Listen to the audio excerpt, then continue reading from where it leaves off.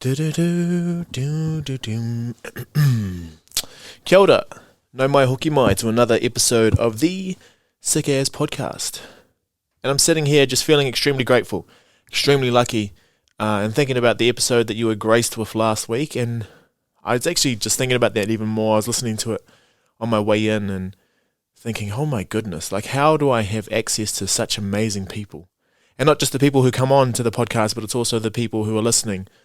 You know, the worldwide, everyone from Germany to Australia to, I saw Mozambique on there. That was kind of weird. But yeah, we got our international stats and we're just in so many different countries and so many different places. And a lot of you who write in, you know, give me different perspectives. And I'm learning so much. But yeah, the feeling that I had walking out after recording with Nick was unbelievable. He's just an exceptional young man, and what he really taught me was properly humility, whakaiti. So yeah, if there were three things that I took away from that, te mea tuatahi, me whakaiti, te mea tuarua, me whakaiti, te mea tuatoru, me whakaiti. Just, you know, every time I'd ask a question about what he thinks about this and where he thinks he got the skills to be able to do it, you know, he was very kind of not keen to answer and say that he did have those skills, but he says that he's learning and he's always learning. And I think that's something that I need to be, you know, I am aware of it, and I am very clear that I have plenty of limitations and that I'm always working towards different things. But at the same time, and that's what we're going to get into with today's episode, is having the proper humility and exploring that a little bit more. Not humility in the sense that, you know, you don't want to be the best because you're scared of other people bringing you down. Like, it's actually proper humility. Humility in knowing that you've done your best and you've done your best for the people around you, but you're not trying to be the best. You're only trying to be the best for yourself. But we'll unpack that a little bit more. Got a few things to go through today. Firstly, I did my Myers Briggs, which is one of those personality tests. So I'll talk about the limitations of that test in general and for any test that you're going to be doing in the future. And after that, you know, I actually talk about that entire workshop. So that's what I'm going to base a lot of today around, and how humility kind of ties into all of that. And I feel like humility has been something that I've spoken about plenty of times, but never really dived into. So yeah, that's what we're in for today. I hope you're looking forward to it. Let's get it.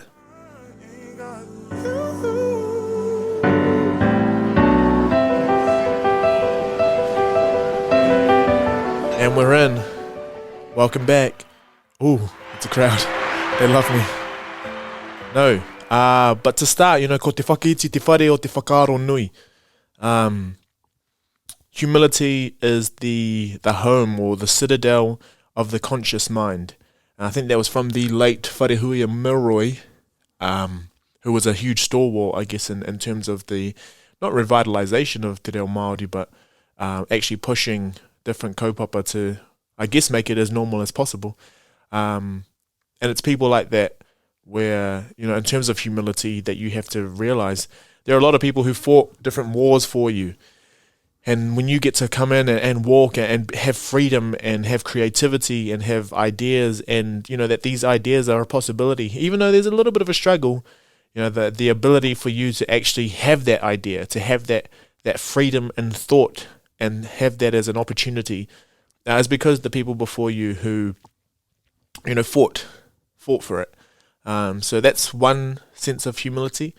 I guess the other is, you know, that daring to be exceptional, because the people who trusted in you, or people who sacrificed a lot like those people, you know, the humility that they allowed you that pathway, the opportunity for you to be able to go and do everything that you're doing. So if you, like, I think maybe like a couple of years ago, maybe a year ago, I was on a podcast. It might have only been this year, actually. Oh, time is, yeah. But I was talking about how, you know, when they were talking about being humble and we're talking about tall poppy syndrome, when I was on that podcast, I actually said, it's Talks with Rosa, if you go check that out. I actually talked about how I was extremely humbled that the people in my community saw potential in me, saw something in me where, you know, they kind of pushed everything aside so that I could be the one to go out and explore and adventure, knowing that I had what it took to come and get educated, and to hopefully be able to build a better future for a lot of our communities. And that was something that I've wrestled with for a long time, because you do feel like there's a sense of selfishness with going to get educated. But if you always come back to how much people sacrificed for you to be able to be where you are, there's huge humility in that, and it actually feels like you have a sense of responsibility. It's not an obligation, but it is a responsibility to be the best that you can be for the people who allowed you to be where you are. And I think that's going to be a huge theme, and there's going to be people who highly resonate with this, and then there's going to be other people who just say, everyone builds their own futures. But that's just not how I roll. That's not how we think. I guess in my upbringing, and everything that you did was kind of for the good of everyone who would be part of your journey. But anyway, to get into this, so the teaching and the learning, I think for me, in terms of humility, this is another place where it's not that I think I know everything, but there are times where as soon as you feel like you know everything, and I think there's probably people here listening, and it becomes more apparent, like when you start to formally learn something, like for example, formally learning te reo Māori, formally learning statistics again, formally learning about yourself, and doing different courses and workshops and stuff. Like if you're going in thinking that you are formally learning data sovereignty, like now that I'm back at that beginner stage of a lot of that, it's humbling, because if you go through with this open mindset of like, yes, I'm a sponge, give it all to me, it is humbling, because you realize, okay, you're in the deep. But putting together the different tools, I guess, or having that mindset that you're going to be okay and you're going to be able to get through it, and it will seep in soon. If you just give yourself that full attention and that full, you give yourself the permission to take all that different information, and that, you are worthy of receiving that information. And the only reason I say that is because, like, there are times where I take so long. No, I don't want to say imposter syndrome, because that kind of gets thrown around. It's like the words that get thrown around a lot. Vulnerability. Oh, he was so vulnerable when all you did was say what the truth was. Imposter syndrome, where all you did was feel a little bit uncomfortable because you felt like there should have been someone else there instead of you. I think a lot of that is actually just self-awareness. Like, you're just aware that possibly there should have been other people doing what you do, because you do believe that for the ultimate outcome, it should have been someone who had more skills. But then also you have to come back to like, okay, well, now that I've accepted that I'm the right person for this, I can't sabotage myself by saying I'm not even meant to be here anyway. And that goes for everything: relationships, jobs that you're going to be getting, different tasks that you want to be part of, or different communities that you've been invited into. Once you're in that space, it is then your responsibility to uphold whatever that mana is, or the modi of that space that you're in. Space is another word that I hate using as well, unless it's to do with a literal space. But anyway, the reason I'm saying all of this is because I've been thrust at the end of the year, the worst time to be doing it, but I've got a bunch of different things that are coming up, and they require me to learn new skills. And so I've just gone to a place of, okay, I'm going to be pretty much thinking about this stuff all the time. That's just me. I'm all in.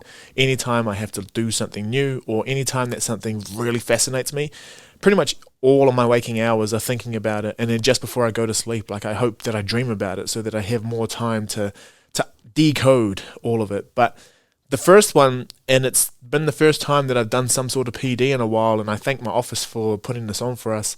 But we did our Myers Briggs, and then we had a consultant come in and just kind of chat us through, what your Myers Briggs outcome means for you as someone in a team. And the main things they looked at were what your type, I don't know what you call it, a personality type, would be for like communication, effective communication, and how to deal with conflict. I'm not going to talk too much about those things, because we had team specific things. But this stuff, like, I think the self-awareness that you get from these different things, it's not really an eye opener, because if you are reflective, if you always are self aware, and you do go through these different practices, you do, like, it tells you more. It kind of reaffirms some things, and it gives a little bit of a description for other things. But my first point here is these are tools.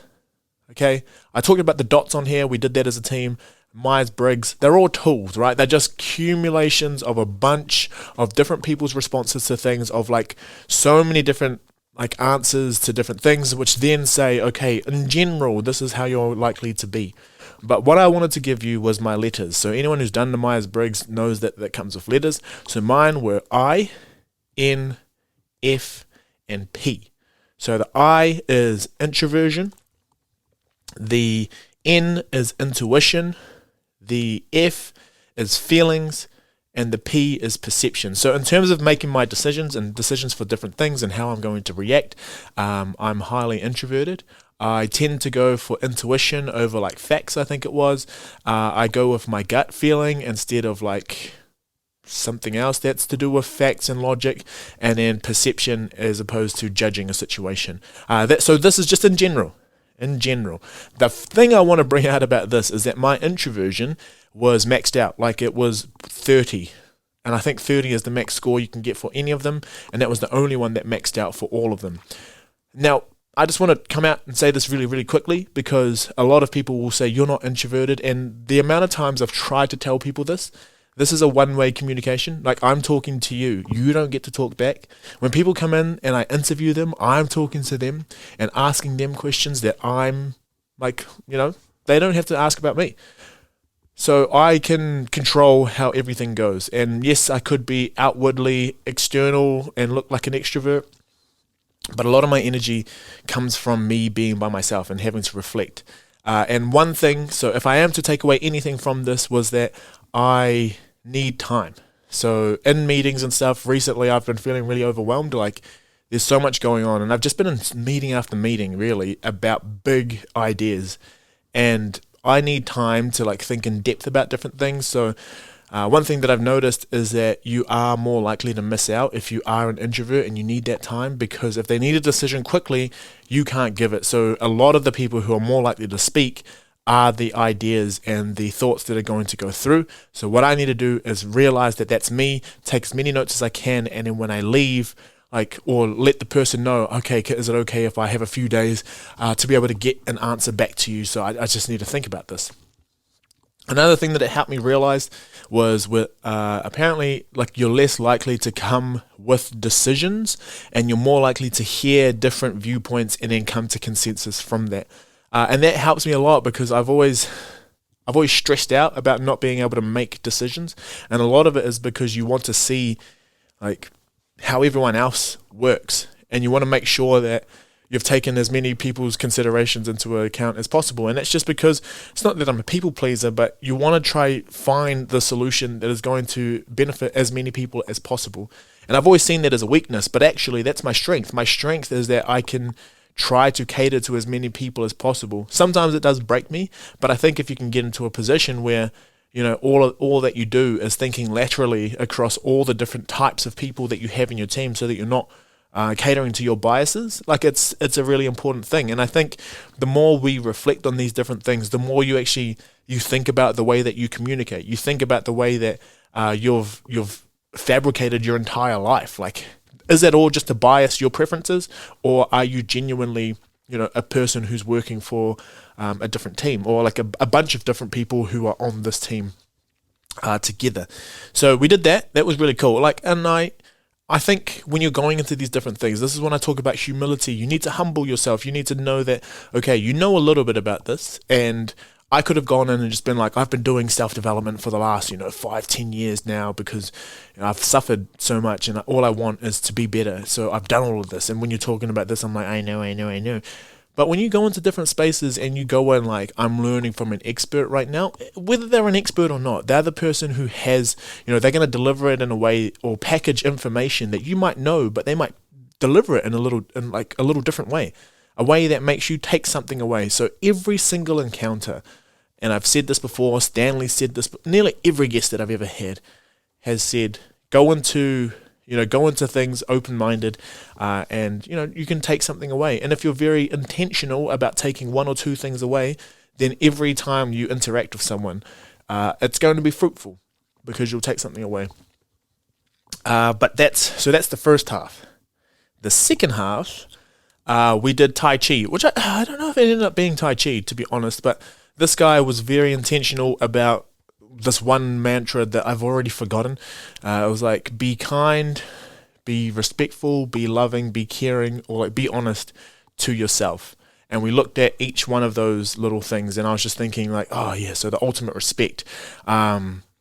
So I was like sitting there kind of translating stuff. I don't know why, like my whole mind is just translating all the time now because I'm just like so enthralled by it. But I was like, me tuhei rangatira me rangatira hoki te noho whakaiti. So kind of like along the lines of respect yourself, respect others, and demand that others respect you. So like, yes, you can have respect for yourself, you can have respect for others, but also make sure that you set yourself up so that other people respect you as well. And if you are kind, caring, loving, and honest to yourself, you will allow all of that stuff to happen. So what he was doing was just like seeing where our center of like different energies and stuff, and I freaking love that stuff. Like I'm all for energy fields, breathing, and just like realigning yourself to that center part of yourself. So like obviously some of it, if you really shut off and just be like, this is for kooks, you're not going to get the benefit of it. And if you go in, it's kind of like hypnosis, but not really hypnosis, because a lot of this is, I think, congruent with indigenous perspectives of the world, is that you are one with the universe, you are one with everything that's around you, which means that all of the different energies that you're giving off, you feed into other people's energies, and other people's energies feed into you, which are ultimately dictated and kind of grounded within the power of the universe. Now that sounds crazy, but just think about when you walk into different rooms and you can feel tension, you can feel uplifted, you can feel like the modi or the wairua of a different space. It's just the way that people package it that's when you decide whether or not they're kooks or not. But needing to take that sort of stuff in and going in and being open-minded and just like humbling myself and saying I'm going to learn from this experience, it gave me a really, really, like, I was just like, oh cool, I took it all in. And I, after it, was so energized because it was a Friday, it had been a long day, and then by the time we were doing this, we were like doing sound therapy, we were walking around, we were finding the center of our bodies and offletting. He said that you have a front door, back door, so every time energy comes in, there needs to be a way that energy goes out. And whether or not you're loving that sort of stuff, like it's just, you got to find something that centers yourself, and being aware of the energy that you're allowing into yourself. And that's having that humility with yourself to know that things are going wrong, and admitting that to yourself. That honesty that you need to have in terms of your values. Are you actually acting in accordance with your values? When you talk about values, are you just paying lip service to them, or are you actually living by those ideals? Sometimes you don't. And as I've talked about many a time, my boy Frank always reminds me of that. When you're starting to feel sick, when your body starts to shut down, he says, look at what you're doing. Look at how you're acting. Remember how you talked about your values? So sometimes if you're not living by those, you're in constant conflict with your integrity with yourself, and that can make you sick.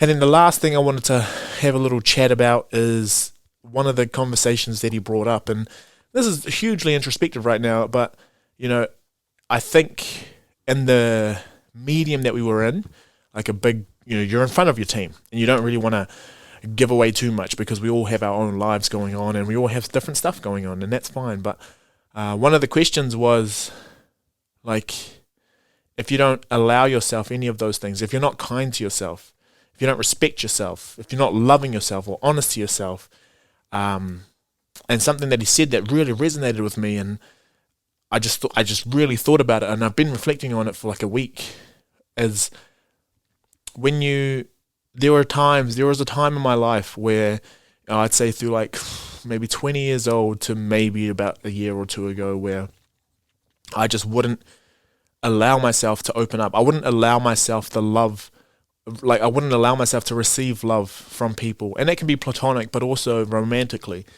I just wouldn't. I would always be too hurt. I would always be working on myself. I'd always have an excuse for why I didn't want to open up or allow myself to be loved.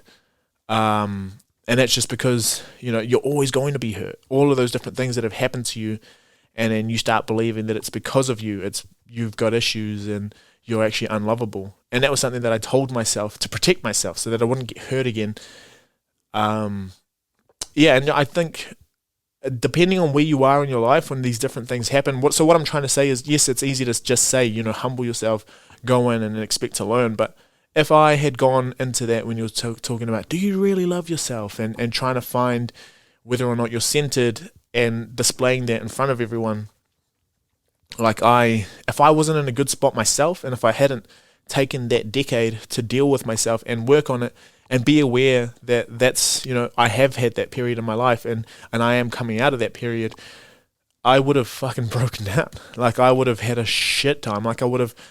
There's just different things that, yes, you have to be aware and you have to be willing to take on different things, but there are points of our lives where we do get defensive and we do shut down because we don't want to, open those different things up. So there's going to be places where you're a bit more safe and you're a bit more able to be able to do that.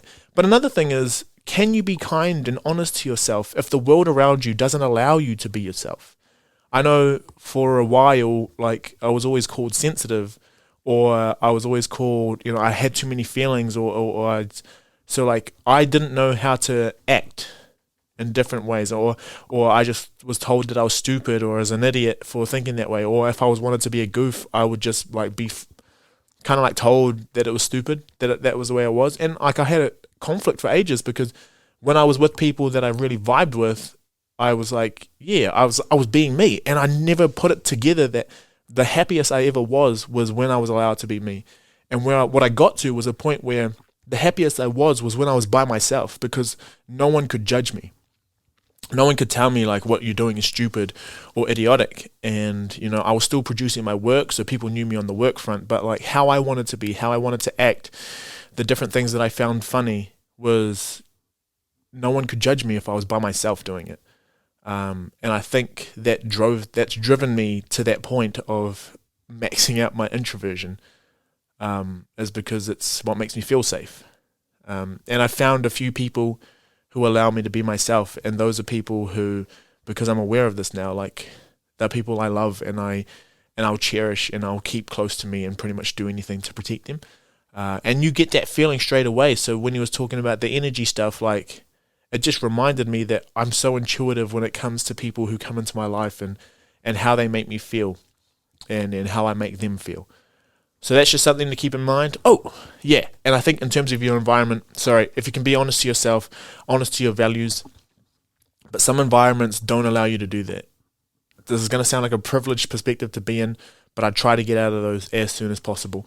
But anyway, that's something that I'm trying to work on as well.